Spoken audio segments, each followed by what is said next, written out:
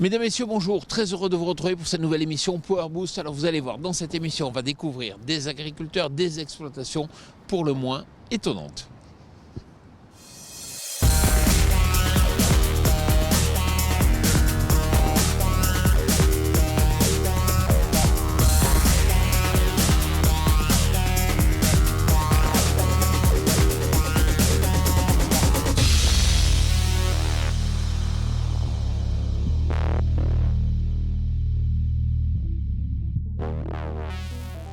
Salut le Power Booster. Cette semaine, nous mettons le cap sur le sud-ouest à la rencontre de Eric Delmotte, agriculteur sur plus de 2000 hectares. Nous parlerons de son matériel, mais également de l'irrigation. Ensuite, nous ferons un point gestion dans notre rubrique, le mag de l'AgTech. Mais avant tout, les news. Cette machine vous fait penser à une ensileuse classe ? Eh bien, vous avez l'œil. Le constructeur allemand CSP est parti de la structure d'une ensileuse Jaguar pour proposer le premier automoteur à produire des pellets à partir de foin, de paille ou encore de luzerne, directement depuis la parcelle. A noter que la taille des pellets produits peut être ajustée entre 6 et 12 mm. Mettons à présent le cap sur le sud-ouest de la France. Vous allez découvrir une exploitation vraiment intéressante.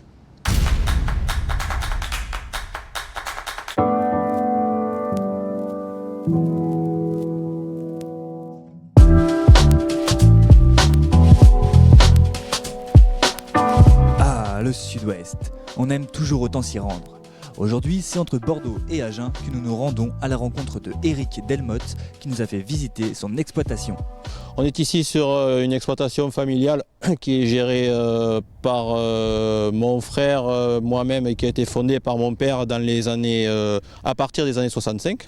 La superficie est d'environ 2000 hectares, uniquement des céréales. 80% des surfaces se composent de maïs, de blé tendre et de blé améliorant en rotation.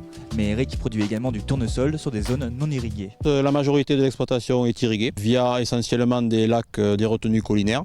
L'exploitation dispose d'une activité de stockage et de séchage. On sèche toutes nos récoltes, on les stocke, on en transporte une partie et on fait également de la prestation pour d'autres organismes. Et on a une activité d'entreprise de travaux agricoles, mais qui ne fait que du travail de A à Z. Voilà pour une présentation rapide de l'exploitation.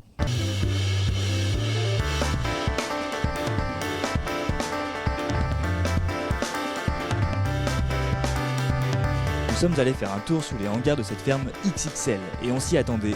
Les fans de machinisme que nous sommes ont été gâtés.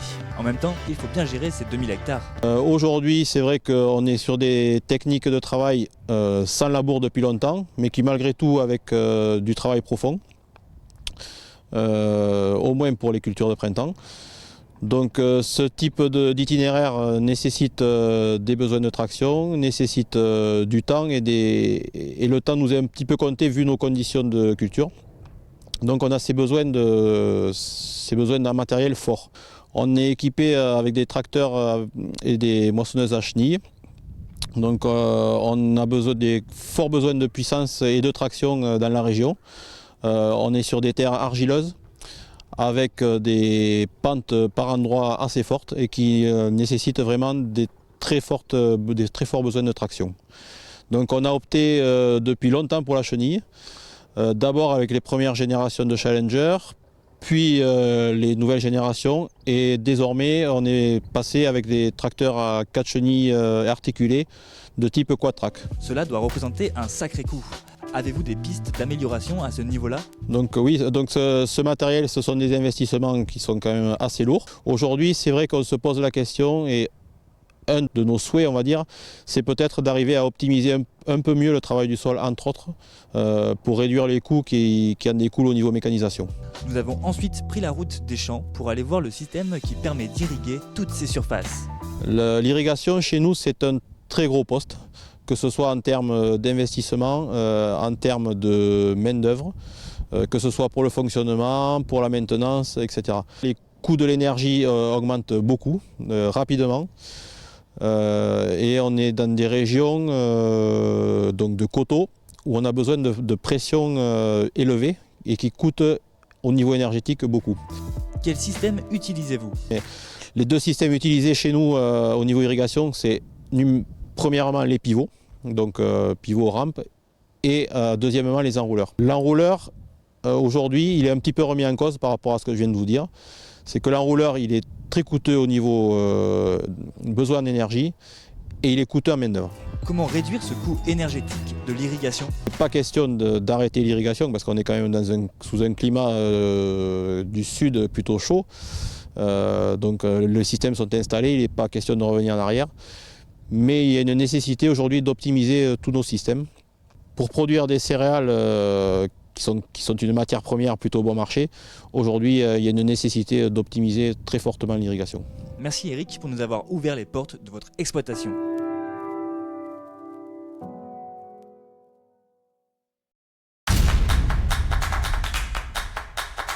Dans le cadre de notre nouvelle rubrique, le Mac de l'Agtech, je vous amène à la rencontre de Philippe. C'est un éleveur et agriculteur du Maine-et-Loire. Vous allez voir, il a tout centralisé, sa gestion technique et réglementaire.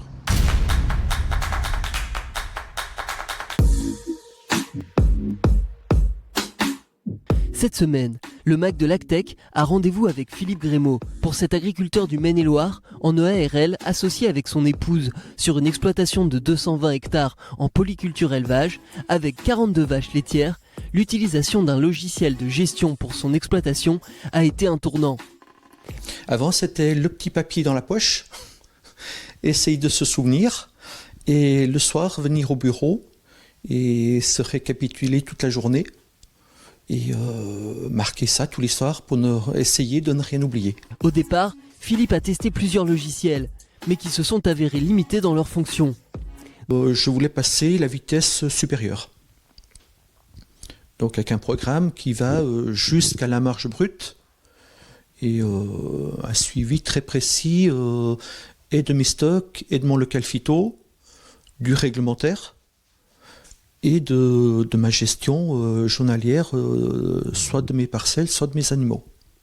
Et je suis tombé par hasard sur 365 FarmNet, qui eux me proposaient les deux choses, et le programme culture et le programme animaux.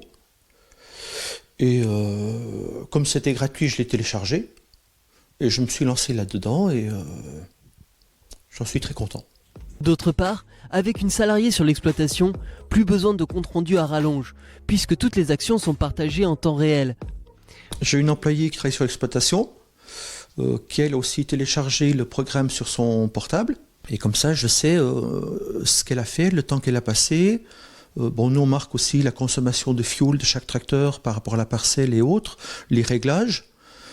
Et tout vient condenser là-dedans, et j'arrive à tout retrouver. Pour la prise en main du logiciel, Philippe a pu compter sur l'aide d'un technicien qui lui a rendu visite pour lui montrer toutes les fonctionnalités du programme.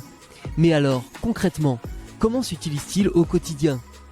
Alors comme information, ça m'amène déjà que quand je regarde une boucle, je tape la boucle, ça me sort tout le pédigré de l'animal, directement sur le portable.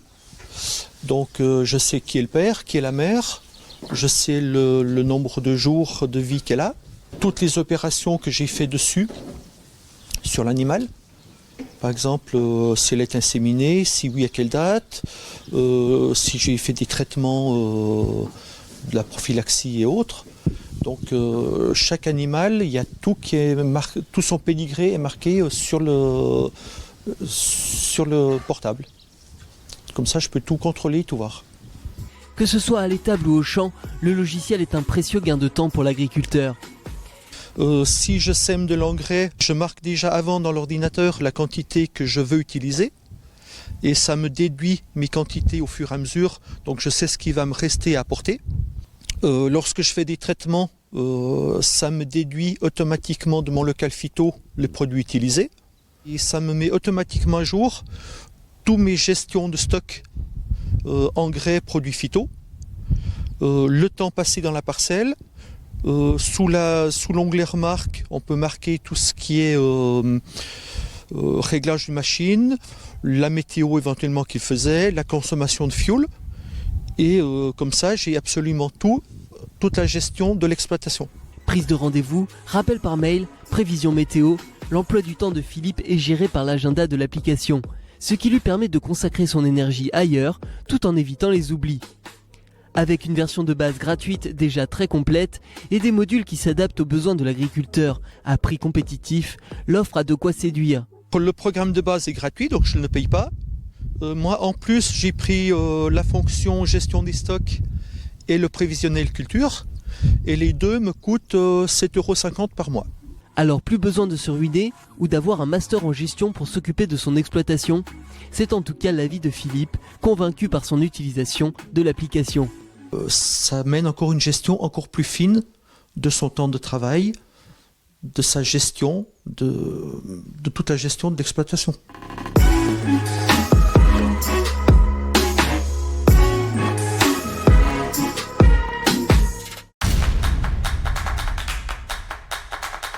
Vous voyez, dans l'émission Power Boost, on aime bien vous montrer l'agriculture telle qu'elle est, sans la juger, juste la montrer en allant voir des exploitants au nord, au sud, à l'est ou à l'ouest de la France.